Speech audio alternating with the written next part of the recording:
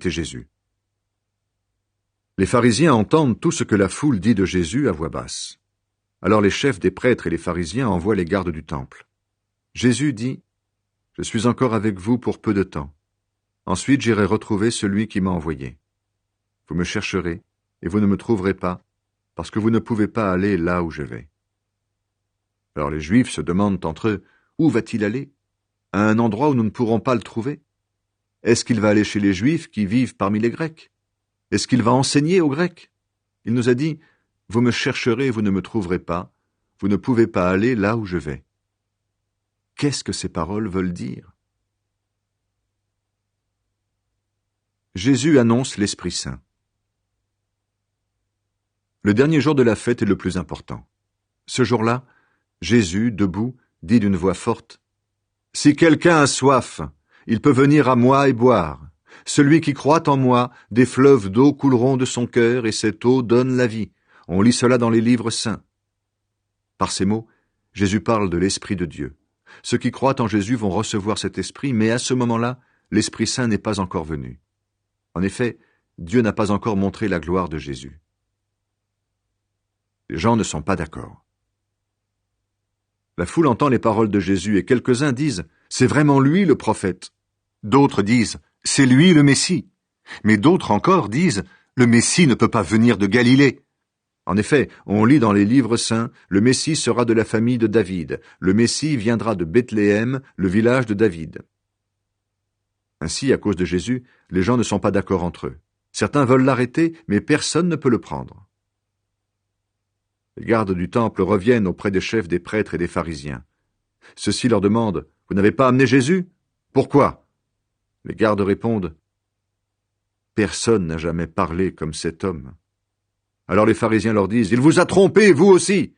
Aucun de nos chefs, aucun de nous, pharisiens, n'a cru en cet homme. Et cette foule qui croit en lui, elle ne connaît pas notre loi. Ce sont des gens que Dieu rejette. » Nicodème est un de ces pharisiens. C'est lui qui était allé trouver Jésus quelque temps avant. Il dit aux autres « D'après notre loi, nous ne pouvons pas condamner un homme de cette façon. Nous devons d'abord l'entendre et savoir ce qu'il a fait. » Mais les autres lui répondent « Est-ce que tu es de Galilée, toi aussi? Étudie les livres saints et tu verras. Un prophète ne peut pas venir de Galilée. » Ensuite, chacun s'en va dans sa maison. La femme adultère. Jésus va au mont des Oliviers. Le matin suivant, de bonne heure, il retourne dans le temple, et tout le monde vient auprès de lui. Jésus s'assoit et se met à enseigner. Les maîtres de la loi et les pharisiens amènent une femme, et ils la placent devant tout le monde. On vient de la surprendre en train de commettre un adultère. Les maîtres de la loi et les pharisiens disent à Jésus « Maître, on a surpris cette femme juste au moment où elle commettait un adultère. Dans la loi, Moïse nous a commandé de tuer ces femmes-là en leur jetant des pierres. Et toi, qu'est-ce que tu dis ?» Ils disent cela pour lui tendre un piège. En effet, ils veulent avoir une raison pour l'accuser. Mais Jésus se baisse et il se met à faire des traits sur le sol avec son doigt. Les maîtres de la loi et les pharisiens continuent à l'interroger. Alors Jésus se redresse et leur dit « Parmi vous, celui qui n'a jamais commis de péché, qu'il lui jette la première pierre. » Ensuite, Jésus se baisse de nouveau, et il se remet à faire des traits sur le sol. Quand les gens entendent ces paroles, ils s'en vont l'un après l'autre, les plus vieux d'abord. Jésus reste seul avec la femme, et elle est toujours là, devant lui. Jésus se redresse et lui dit « Où sont-ils? Personne ne t'a condamné ?» La femme lui répond « Personne, Seigneur. » Jésus lui dit « Moi non plus, je ne te condamne pas. Tu peux t'en aller, et maintenant, ne commets plus de péché. » Jésus est la lumière du monde. De nouveau, Jésus parle à la foule. Il dit « La lumière du monde, c'est moi. Si quelqu'un me suit, il ne marchera pas dans la nuit, mais il aura la lumière qui donne la vie. » Alors les pharisiens lui disent « Tu es témoin pour toi-même, donc ce que tu dis n'est pas valable. » Jésus leur répond « Oui, je suis témoin pour moi-même, mais ce que je dis est vrai. En effet, je sais d'où je suis venu et je sais où je vais. Mais vous, vous ne savez pas d'où je viens et vous ne savez pas où je vais. Vous jugez à la manière humaine.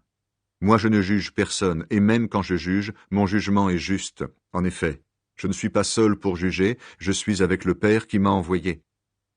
Dans votre loi, on lit « Quand deux témoins disent la même chose, on doit croire ce qu'ils disent. » Je suis témoin pour moi-même, et le Père qui m'a envoyé est aussi mon témoin.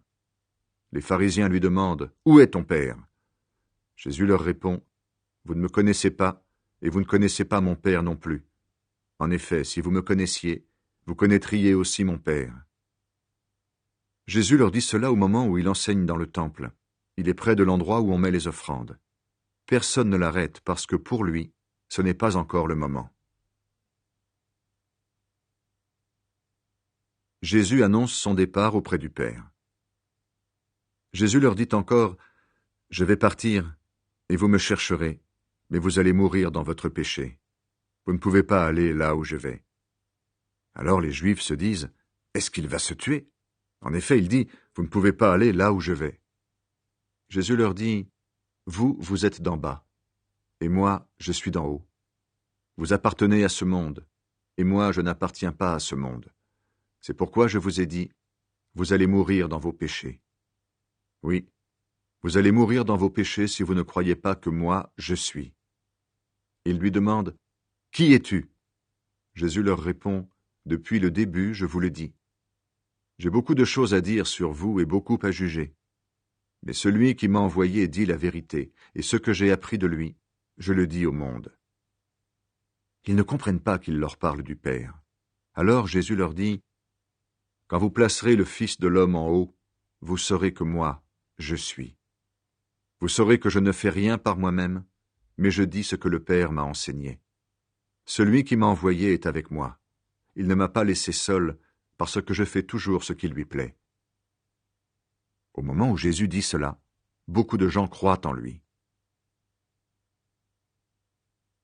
La vérité vient de Dieu. Jésus dit aux Juifs qui ont cru en lui, « Si vous restez fidèles à mes paroles, vous serez vraiment mes disciples.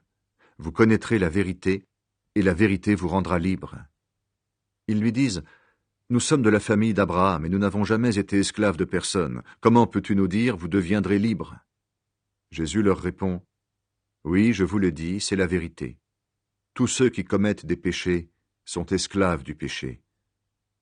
L'esclave ne reste pas toujours dans la famille.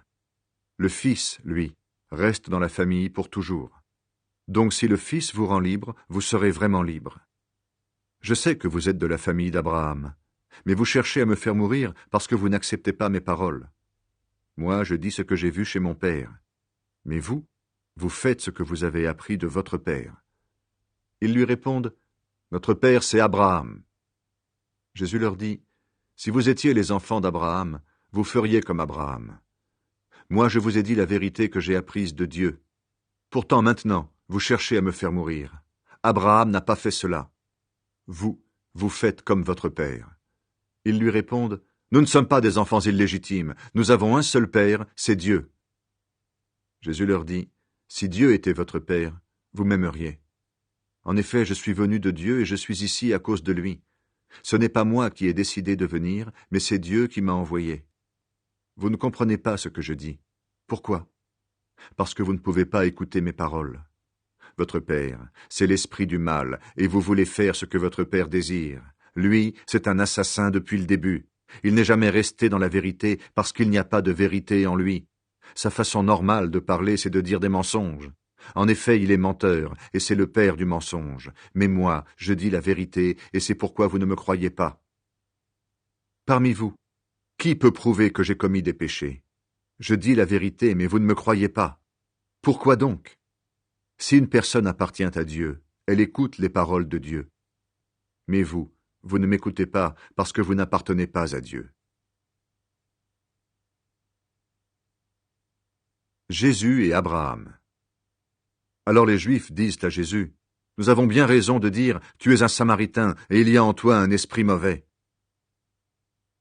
Jésus leur répond, « Non, il n'y a pas d'esprit mauvais en moi, mais je respecte mon Père, et vous, vous ne me respectez pas. Je ne cherche pas ma gloire, il y a quelqu'un qui cherche ma gloire et qui juge. Oui, je vous le dis, c'est la vérité, si quelqu'un obéit à mes paroles, il ne mourra jamais. » Les Juifs disent à Jésus, « Maintenant nous le savons, il y a en toi un esprit mauvais. Abraham est mort, les prophètes aussi, et toi tu dis, si quelqu'un obéit à mes paroles, il ne mourra jamais. Est-ce que tu es plus important qu'Abraham, notre père? Lui, il est mort, les prophètes aussi sont morts. Tu te prends pour qui? » Jésus leur répond, « Je ne cherche pas à me donner de la gloire moi-même, sinon ma gloire ne vaudrait rien. C'est mon Père qui me donne de la gloire. Vous dites de lui, il est notre Dieu, mais vous ne le connaissez pas. Moi, je le connais. Si je disais, je ne le connais pas, je serais un menteur, comme vous. Mais je le connais et j'obéis à sa parole. Abraham, votre père, a été dans la joie. En effet, il a espéré voir le jour où j'allais venir. Il l'a vu et il a été rempli de joie. » Les Juifs disent à Jésus, « Tu n'as pas encore 50 ans et tu as vu Abraham ?» Jésus leur répond, « Oui, je vous le dis. Avant qu'Abraham existe, je suis. » Alors il ramasse des pierres pour les lancer sur Jésus. Mais il se cache et il sort du temple.